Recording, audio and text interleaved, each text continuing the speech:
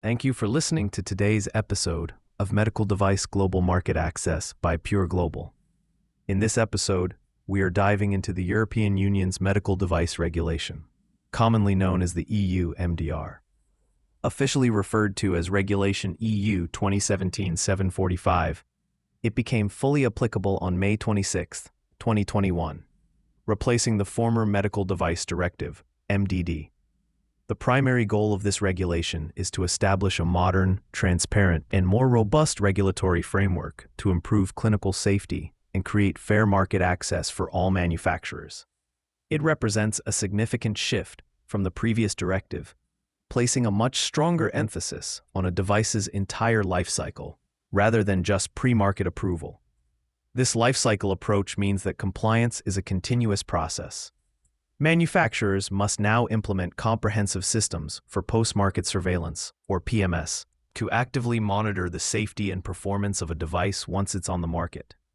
This includes creating a post-market clinical follow-up, PMCF, plan to proactively collect and evaluate clinical data. For higher-risk devices, this data must be compiled into a periodic safety update report, or PSUR, ensuring that the device's risk-benefit analysis is constantly re-evaluated with real-world evidence. One of the most significant hurdles introduced by the EU MDR is the increased demand for high-quality clinical evidence. A clinical evaluation report, or CER, is now required for all devices, regardless of their classification. The regulation tightens the rules for claiming equivalence to another device, making it much more difficult to rely on literature about a competitor's product.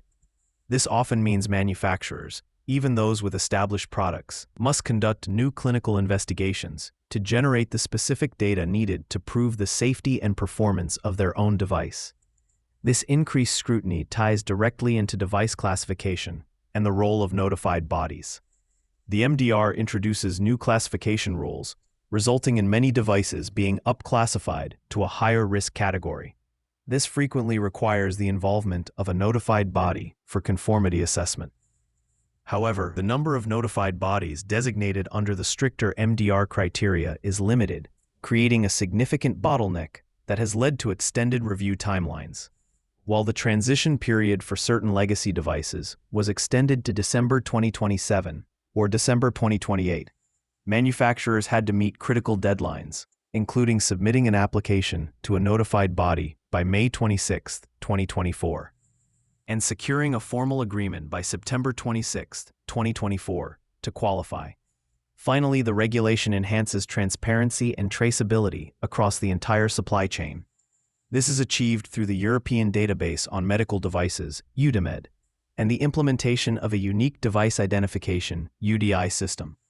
The UDI provides a clear way to trace a device from its production to the end user. The regulation also mandates that manufacturers appoint a person responsible for regulatory compliance, or PRRC, who must ensure that all regulatory obligations are met, adding another layer of accountability. If your company needs assistance navigating the complex requirements of the EU MDR or requires guidance on global market access strategies, we encourage you to check out Pure Global. Thank you for listening, and we'll see you next time.